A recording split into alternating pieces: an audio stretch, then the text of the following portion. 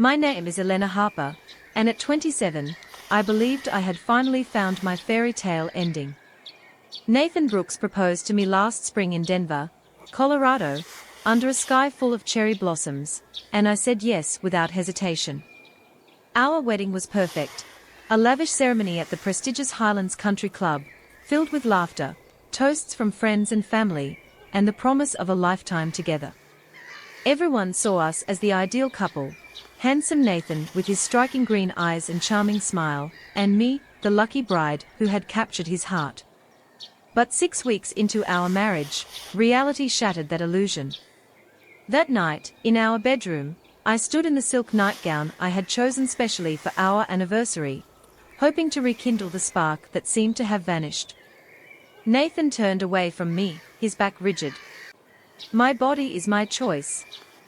You can't demand anything from me," he said, his voice as cold as ice. The words struck like a slap. 6 weeks, and he had not touched me once, not a hug, not a kiss, not even holding hands. I whispered, "Nathan, we are married. I'm your wife. I just want to understand why you won't even hold my hand, let alone..." "Don't finish that sentence," he snapped, facing me at last. His eyes, once so warm during our dates, now held only annoyance.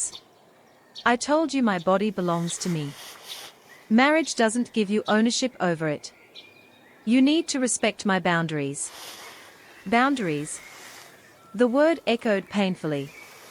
During our 8-month courtship, he had been affectionate, pulling me close at movies, kissing me goodnight, walking hand in hand through Washington Park. But after our honeymoon in Aspen, where he claimed exhaustion every night, the switch flipped. He became a stranger who flinched at my touch. "This isn't normal," I said, my voice stronger now. "Married couples are intimate. They share a bed. They touch each other." Nathan laughed bitterly. "You want to talk about normal? Normal is respecting your partner's choices. Normal is not pressuring someone into physical contact they don't want." His logic was technically sound, consent and boundaries mattered, but something felt deeply wrong. He used those words like weapons against me, his own wife. The man who had whispered about our future, who seemed desperate to marry me, was gone. As he stormed out, leaving me in confusion and suspicion, I decided something was terribly wrong with my marriage, and I would uncover the truth. The next morning, over untouched coffee, Nathan moved through the kitchen like a machine, checking his phone obsessively, stepping out for calls, disappearing for hours without explanation. I tested him. "I'm visiting my sister in Phoenix this weekend." His hand paused on his mug, then he nodded casually. "Sounds nice. How long?" "Just the weekend." "Will you miss me?" "I'll manage." His relief was obvious. During courtship, he hated separations. Now he encouraged them. Nathan was handsome, tall, dark-haired, those captivating eyes, but his job as a financial consultant was vague. No colleagues met, no details shared, always confidentiality. "Nathan, we should see a marriage counselor," I suggested carefully. Panic flashed in his eyes, then vanished. "We don't need it. We just need time to adjust. It's been 6 weeks. 6 weeks is nothing in a lifetime." His reply sounded rehearsed. That afternoon, alone, I searched his office. Everything was too neat. In the trash, a Las Vegas flower shop receipt from 3 weeks ago, when he claimed to be in Salt Lake City, for red roses, with a Nevada phone number in his handwriting. My hands shook as I photographed it. Whatever secrets Nathan hid, I would find them. The man I married was living a lie. That evening, I parked outside the office building Nathan claimed to work at, heart pounding. I had called earlier, no Nathan Brooks employed there. The guard confirmed it, 5 years on the job, never heard the name. At 6 p.m., Nathan arrived, parked, and talked animatedly on his phone. From afar, he looked alive, smiling, laughing, gesturing freely, unlike the cold man at home. After 20 minutes, he entered not an office, but the ground floor coffee shop. He ordered, sat with his laptop, pretending to work. It felt staged. When he left, he discarded fake-looking papers and drove home. I followed discreetly, mind racing. Who was this man? I arrived 10 minutes after him. He was showering. His phone charged on the nightstand, passcode our wedding date. It unlocked. Messages with Lauren flooded the screen, intimate words, love declarations. Photos of Nathan and a woman, both in wedding rings, outside a courthouse. A recent text, missing you, baby. Can't wait to see you this weekend. This whole situation is almost over. I forwarded everything to my phone, hands trembling, then replaced it. Nathan emerged humming, happy for once. Now I knew why, he had another life. I think I'll turn in early, I said neutrally. Good idea, he replied, relief clear. Sweet dreams, Elena. In the dark, listening to his breathing, I resolved, tomorrow, a lawyer. Victoria Lang's office overlooked the Rockies. I chose her for complex divorces. Showing the evidence, her face grew grave. Elena, this suggests bigamy. Not just divorce, this could be criminal. Bigamy. Impossible, we had a certificate, 200 witnesses. But Victoria explained, if he was already married, our union was void, and he faced felony charges, up to 6 years. She recommended a private investigator immediately, to confirm Lauren's status and marriage date. Soon I met Detective Ryan Keller, a sharp-eyed ex-cop specializing in marriage fraud. I've seen this pattern, he said. Wealthy targets, fast courtships, quick marriages, then financial access and disappearance. No intimacy. Classic red flag, avoids complications. But he seemed genuine, I protested. Manipulators study victims, interests, vulnerabilities. They become your ideal. He asked if I was ready for painful truths. I was, the uncertainty was worse. He planned background checks, marriage record searches, employment verification. He gave me a recorder, Colorado's one-party consent. Record if needed. Leaving, the device felt heavy. For the first time, I was in control. That evening at dinner, Nathan seemed cheerful, chatting casually. Every word felt performative. When he took a call in his office, I activated the recorder outside the door. I know, baby. I miss you too, he said tenderly. It'll be over soon. No, she doesn't suspect. She's pulling away, might file divorce. Solves everything. Then the trust fund transfers. My stomach churned, he spoke of me as a transaction. The prenup was genius. She barely read it. Divorce in year 1. She gets nothing. I get half her assets, including Grandma's trust. I gripped the frame to stay upright. The prenup he insisted on, for protection, was theft. I love you, Lauren, he whispered. He asked about her nursing job, colleagues, weekend plans, everything I craved. He ended the call. I retreated, shaking. This wasn't just bigamy, it was fraud to steal my inheritance. The next morning, Detective Keller called with findings. Bad news, Nathan married Lauren Wilson in Las Vegas 8 months ago, 2 months before proposing to you. Legal and documented. Confirmed. But good news followed, Bigamy plus recorded intent proved fraud. Prenup voidable. What now? We set a trap. He's planning to access your trust fund. Let it play out for evidence. The betrayal burned, but determination won. Yes. Let's catch him. Over the next week, surveillance revealed more. Nathan wasn't just a bigamist, he was part of a long-running scheme. We've linked at least 3 other women, Keller explained at Victoria's office. Same pattern, whirlwind romance, marriage, finances, vanish. Nathan and Lauren team up. Photos devastated. Nathan and Lauren dining in Vegas, hand-holding, entering their shared apartment. Her waiting while he handled documents at a bank. He's using your certificate for financial institutions, Victoria said. Plan, drain accounts, then divorce under prenup, claim infidelity or abandonment. How? I'd notice missing money. Sophisticated. New accounts via your SSN and certificate, credit lines against the trust. Untouched main accounts, no alerts yet. The deception's scale stunned me. Every gesture calculated. One more thing, Keller said grimly. Lauren isn't just his wife, she's his sister. Born Lauren Brooks. The room spun. Incestuous partnership. The loving calls, photos, all part of crime. Victoria leaned in. Enough to destroy them.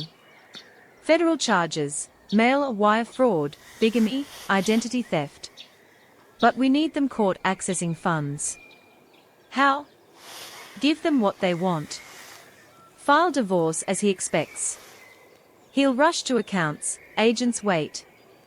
Elegant trap. I'd file citing irreconcilable differences. Heartbroken wife wanting out. Are you ready? Victoria asked. No going back. Public record. Thinking of lies, rejection, grandmother's trust as bait. I'm ready. End this. Next morning, at Denver County Courthouse with Victoria, I felt calm. Keller watched from across street. Served Nathan papers night before, played devastated. His fake hurt, embrace, all recorded. It's done, Victoria said. 30 days to respond, but he won't get the chance. Text from Keller, he's moving. Entered First National with Lauren. Agents positioned. I pictured Nathan confident, thinking plan perfect, walk away rich, me broken. My phone buzzed, package delivered. Both in custody. Go home, Elena. Over. I breathed freely for the first time in months. 2 weeks later, federal court arraignment. I sat in the gallery as Nathan and Lauren entered in orange jumpsuits, shackled. Nathan's confidence gone, pale, shaking, eyes darting in disbelief. Defendants Trevor James Caldwell, Nathan Brooks and Lauren Brooks, charged with conspiracy to commit mail fraud, wire fraud, identity theft, and bigamy. Prosecutor detailed, criminal enterprise targeting wealthy women for fraudulent marriages to steal assets. Nathan's eyes met mine, the moment he realized I knew everything. Shock turned to panic. His attorney requested bail. Prosecutor objected, flight risk, false identities, pattern. Government requests held without bail. Lauren wept beside him, their partnership, livelihood, now evidence. Judge denied bail, sophisticated enterprise, danger to community. Remanded pending trial. As bailiffs led Nathan away, he looked back, defeat and disbelief etched on his face. His perfect plan had destroyed him. Investigation deepened. They stole nearly $2 million from victims across 6 states, money recovered, returned. Other victims came forward, inspired by my case, exposing the siblings' schemes.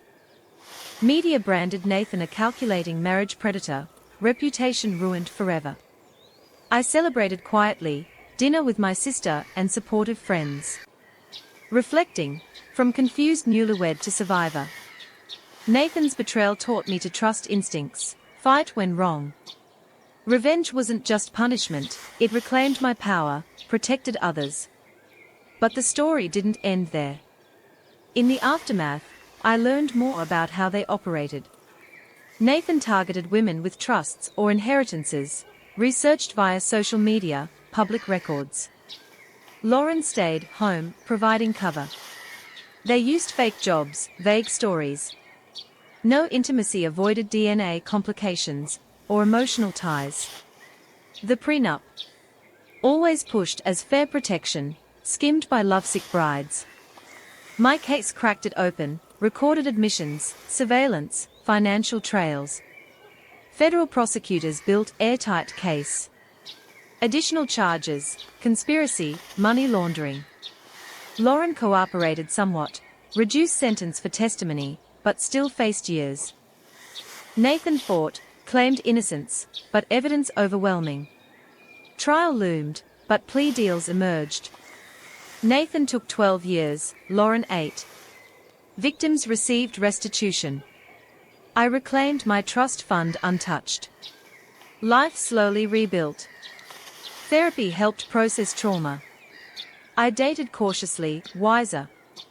Friends joked, next time, background check first. But seriously, I now valued red flags, secrecy, rushed intimacy avoidance, financial probing. I started a support group for fraud victims, sharing stories, resources. One woman thanked me, "Your courage gave me strength to report." It healed something. Years later, I found real love, slow, honest, mutual. But that's another chapter. For now, I stand stronger, betrayed once, but never again a victim. Looking back, the signs were there, subtle at first. Nathan's exhaustion on honeymoon wasn't fatigue, it was avoidance.